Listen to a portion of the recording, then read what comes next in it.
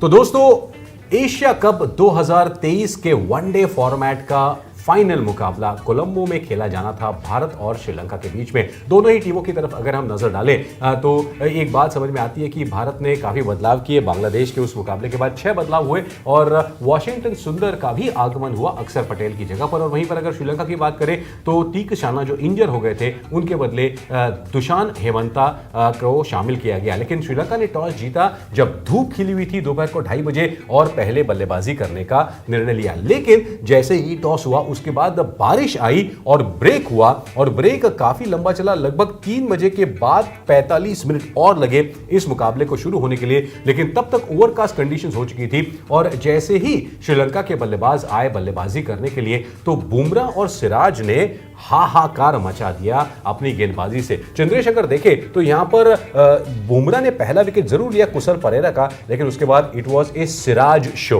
बिल्कुल पूरी तरह से तहस नहस कर दिया सिराज ने अपनी गेंदबाजी से। एक ही ओवर में उन्होंने 4 विकेट निकाले और श्रीलंका उस झटके से कभी उभरी नहीं। जी। और उसके बाद हार्दिक पांड्या ने जिस तरह से गेंदबाजी की, उन्होंने पुछल्ले बल्लेबाजों को कोई मौका नहीं दिया रन बनाने का और श्रीलंका मात्र 50 रन पर पूरी पारी सिमट गई उनकी। 50 रन बनाए उन्होंने 15.2 ओवरों में 5 अतिरिक्त रनों के साथ और इसी के बदौलत वो 50 पर ही पूरी तरह से सिमट गई। और गेंदबाजी की जहां तक बात करें वहां पर जबरदस्त गेंदबाजी, बहुत शानदार। और मोहम्मद सिराज की सराहना करनी पड़ेगी क्योंकि उन्होंने कमर ही तोड़ दी श्रीलंका के बल्लेबाजों जी। और एक समय पर तो ऐसे लग रहा था कि वो भारतीय रिकॉर्ड तोड़ देंगे, the best spell bye an Indian in ODIs, मगर 6 for 21 के साथ बाद में थोड़े रन पड़ गए, इसीलिए वो फिगर्स थोड़े से खराब हो गए। फिर भी वो top best bowling figures for India की अगर बात करें वनडे मैचेस में उसमें नंबर 4 पर आ गए। हाँ, मगर एक समय पर उन्होंने सिर्फ कुछ 7 या 8 रन ही दिए थे और 6 विकेट लिए थे जी। वो अगर ओवर थ्रो नहीं करते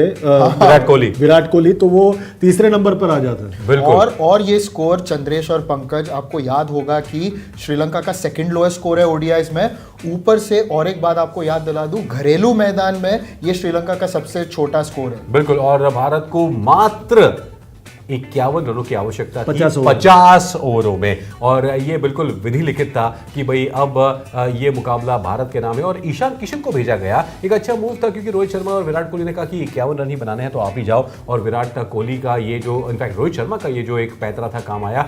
शुभमन गिल और ईशान किशन ने 7वें ओवर में ही इस स्कोर को निपटाकर भारत को 8वीं बार एशियन चैंपियंस बना दिया वनडे फॉर्मेट में। ये बहुत बड़ा एक मुकाबला था और एक बहुत जबरदस्त प्रदर्शन हुआ भारत की तरफ से और इस तरीके से बड़ी आराम से श्रीलंका को 10 विकेटों से भारत ने हरा दिया। उनकी गेंदबाजी पर जब हम नजर डालते हैं तो ज्यादा कुछ है नहीं उनकी गेंदबाजी में बात करने लायक श्रीलंका की, क्योंकि ईशान किशन और शुभमन गिल की बल्लेबाजी काफी सदी हुई थी और 51 रन को देखकर वो एकदम हड़बड़ाए नहीं, बड़े आराम से उस टारगेट का पीछा किया। और गेंदबाजी की जहां तक बात करें, कुछ बात करने लायक यहां पे श्रीलंका की गेंदबाजी में था नहीं। मधुशन और पतिराना ने दोनों ने 21 रन दिए अपने 2-2 ओवरों में और बड़े आसानी से शुभमन गिल और ईशान किशन ने ये आंकड़ा पार कर लिया। और देखिए खासकर जो फॉल ऑफ विकेट्स है उस पर नजर डालें, एक भी विकेट नहीं गिरा भारत का, बिना कोई विकेट खोए 51 रन बना लिए भारत ने और बड़े आसानी से ये मुकाबला जीत लिया। ये है लेखा जोखा अंतिम मुकाबले का, तो ये स्कोर शीट अच्छा नहीं लगता, लेकिन जो है सो है। भारत ने इस मुकाबले को 10 विकेटों से जीत लिया।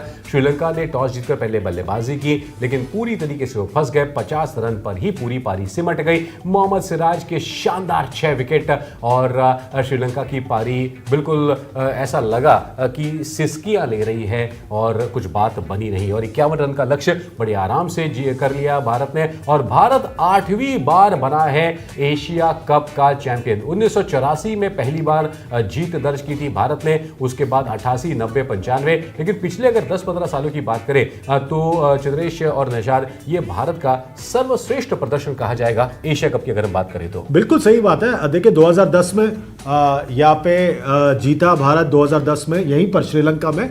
उसके बाद 2016 में T20 फॉर्मेट में जीता था बांग्लादेश में जब टूर्नामेंट हुआ था। 2018 में आखिरी बार जब ओडीआई क्रिकेट का फॉर्मेट में टूर्नामेंट हुआ था तब भारत ने जीता था। और 2023 का ये खिताब जीतकर भारत विश्व कप में जब जाएगा आने वाले दिनों में, जिसको देखने का सिर्फ 2 ही तरीका है, या तो मैदान पर जिसका टिकट आपके पास है या डिजिटल 2 स्पोर्ट्स पे। बिल्कुल। तो 2 ही तरीके हैं। आप बने रहिए हमारे साथ। बिल्कुल, ये थे हाइलाइट्स फाइनल्स के एशिया कप 2023 के मुकाबलों के।